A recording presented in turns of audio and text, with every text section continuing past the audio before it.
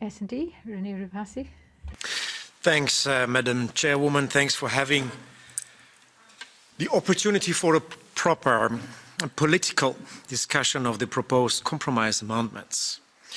This is, in our view, particularly necessary since the compromise amendments completely change the purpose and the regulatory architecture not only of the original Commission proposal, as was already said by Commissioner Reinders just an hour ago, but also of product safety law as it currently stands, which in principle can always be discussed. I have no problems with turning around Commission proposals, but that requires proper political discussion and proper political scrutiny. And I in particular would like to refer to the introduction in the compromise amendments of the risk-based approach, which finds itself back at multiple points in the compromise amendments. And I would like to point at some of them. In the beginning of the draft regulation, there was a mentioning that the precautionary principle is to be respected when applying product safety regulation. The compromise amendment now says that we speak of risk-based approach taking due account of the precautionary principle. This is turning the entire thing upside down. This is not the precautionary principle anymore. Moreover, it finds itself back, as also my colleague Waltzmann just mentioned, it finds itself back when we look at non-harmonized products, in particular those coming from third countries. And these are the difficult ones. We have also discussed it in the hearing just now and yesterday. And the risk-based approach leads to a situation that products that look at first sight not to bear any risks can harm consumers.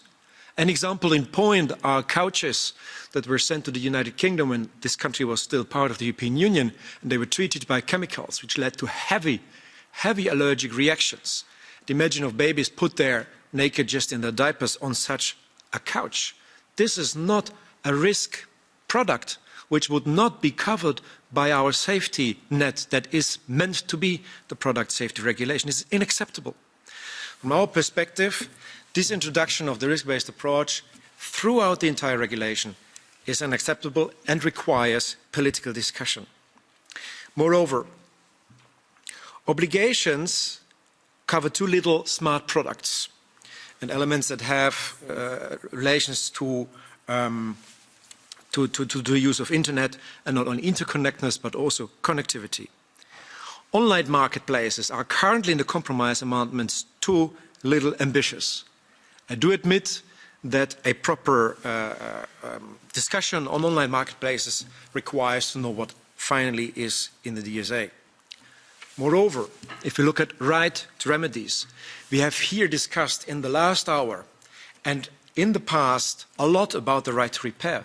Why is this not found back in the compromise amendments to say that there is principal right to repair necessary and other remedies are then only to be possible for consumers after a right to repair is not successful, and thereafter giving consumers choice between the remedies. These are just some points that I would like to outline when it comes to compromise amendments that in my eyes necessitate proper political discussion and scrutiny, which in my eyes is hardly possible, even with the best translations provided for, under the current schedule, which requires voting on 16 and 17 May. Wherefore, I would like to ask the rapporteur to consider a change of the timeline that gives us enough time to properly politically discuss the matters that we have just raised. Thank you.